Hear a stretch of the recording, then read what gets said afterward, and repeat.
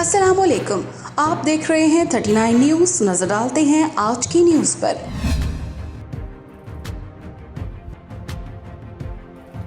تفصیلات جانتے ہیں اپنے نمائندے سے۔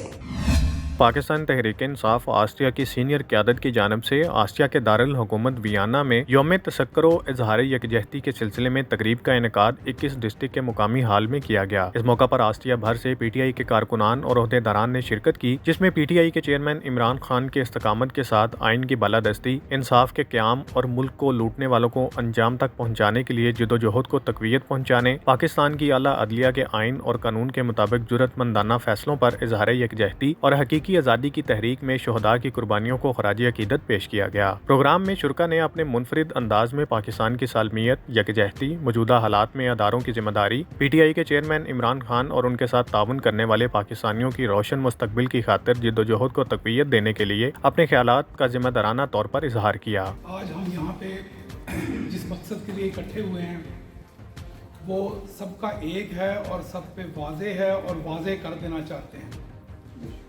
کہ ہم لوگ پاکستان میں کسی ادارے کے خلاف نہیں ہیں۔ ہم اداروں سے درخواست کرنا چاہتے ہیں کہ قانون کے دائرے میں رہتے ہوئے جو ذمہ داریاں ان پہ عائد ہوتی ہیں وہ ان کو احسن طریقے سے ادا کریں۔ پروگرام کی نظامت کاری شبیر نے ادا کی، تلاوت قرآن پاک ملک دانیال سوران نے ادا کی۔ وَعَمَّا بِنِعْمَةِ رَبِّكَ فَحَدِّثْ وَالتِّينِ وَالزَّيْتُونِ وَطُورِ سِينِينَ۔ ظفر اقبال نے بارگاہ رسالت صلی اللہ علیہ وآلہ وسلم میں ہدیہ نعت پیش کی اور نظم پڑھی۔ میں کوثروں کی سرزمی کو لہو سے سہراب کر چکا ہوں، میں کامیابی سے آزمائی کی بھٹیوں سے گزر چکا ہوں، شہید ہو کے نکھر چکا ہوں۔ بہار تازہ کب آئے گی تو، خزاں کا موسم گزر چکا ہے، میرا لہو اب شفق کی صورت۔ اس موقع پر غلام مصطفیٰ بلوچ، دیوان افضال، الطاف جمال، رانا محمد ادریس، ملک ارشد، نائلہ ملک، منیر مغل، فہیم بابر خان، مہر بشیر، چودھری حفیظ، امجد افریدی اور دیگر ممبران کا کہنا تھا کہ تحریک انصاف آسٹریا کی پوری ٹیم کی جانب سے سب سے پہلے ہم اپنے قائد کو مبارکباد پیش کرتے ہیں کہ حق اور انصاف کا فیصلہ آیا اور انہیں تمام ناجائز بنائے گئے مقدمات میں ضمانتیں مل گئیں۔ مقررین کا کہنا تھا کہ ہم ہمیشہ پاکستان کے ساتھ کھڑے ہیں اور ہمارے قائد نے کبھی بھی کسی ادارے کے حوالے سے ہمیں کوئی ہدایات نہیں دیں جو آج کل کے حالات کو دیکھتے ہوئے پروپیگنڈا کیا جا رہا ہے، ہم اس کی پرزور مذمت کرتے ہیں۔ ملک کی حالات کو دیکھتے ہوئے اور اس وقت جو ہو رہا ہے تو عمران خان کے علاوہ ہمارے پاس کوئی چانس نہیں ہے۔ ہم چاہتے ہیں کہ ان کو ٹائم پیریڈ ملے اور ان کو ہم دیکھیں، ان کے منشور کو دیکھیں کہ وہ پاکستانی عوام کے لیے اور آنے والی نسلوں کے لیے جو وہ منشور لے کر آئے ہیں کیا وہ اس پر پورے کرتے ہیں۔ آپ سوچ کے مجھے بتا دیں کہ کسی اور آدمی کی مختلف شعبوں میں اتنی اچیومنٹ ہے جتنی عمران خان کی ہے۔ پارٹی کو پارٹی فنڈ چاہیے ہوتا ہے، اور آسٹریا کے اندر آپ جتنے لوگ پی ٹی آئی سے محبت کرتے ہیں اپنی ممبرشپ کو میچور کریں، یہ سب سے پہلے ہے۔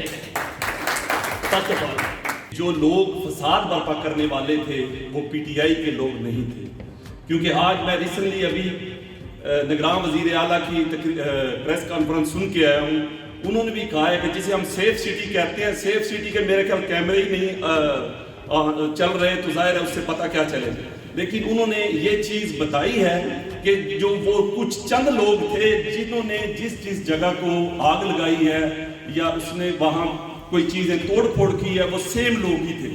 یہ تو ہماری جو بات ہے پی ٹی آئی کے دوستوں کی سچ ثابت ہوئی کہ وہ پی ٹی آئی کے ورکر نہیں تھے۔ جو بھی ہو رہا ہے جیسے بھی ہو رہا ہے، کیونکہ یہ چاہتے تھے کہ ان کو کسی نہ کسی طریقے سے پنسایا جائے، اور یہ خود ہی پنسا رہے ہیں، خود ہی ان پہ پرچے کر رہے ہیں۔ تو زیادتی کی یہ جو انتہا ہے، بہت مطلب ہے کہ پاکستانی عوام جو ہے اس کے ساتھ بہت سراسر ظلم ہو رہا ہے۔ جب سے ہم نے ہوش سنبھالا ہے سنتے یہی آئے ہیں کہ آج کل حالات خراب ہیں اور امید ہے کہ بہتر ہوں گے۔ حالات کبھی خود سے خود بہتر نہیں ہوتے، हालात को खुद हमने बेहतर करना होता है। जिस तरह इमरान खान को गिरफ्तार किया गया है, इस तरह हमारे घर में से किसी फर्द को गिरफ्तार किया जाता है तो हमारा क्या रिस्पॉन्स होता? क्या हम चुप रहते?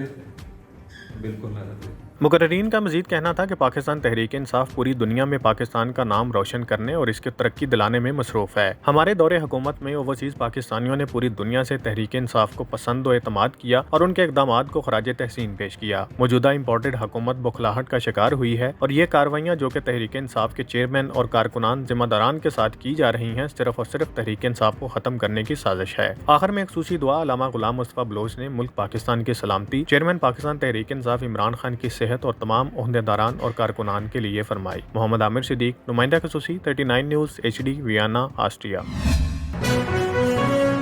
अहम इश्यूज हों या मुल्की और गैर मुल्की शख्सियात की प्रेस कॉन्फ्रेंसेस,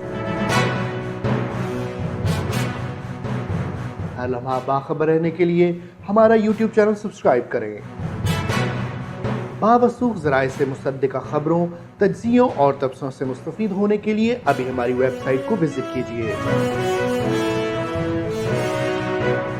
इसके साथ साथ आप हमें फेसबुक पर लाइक और फॉलो भी कर सकते हैं।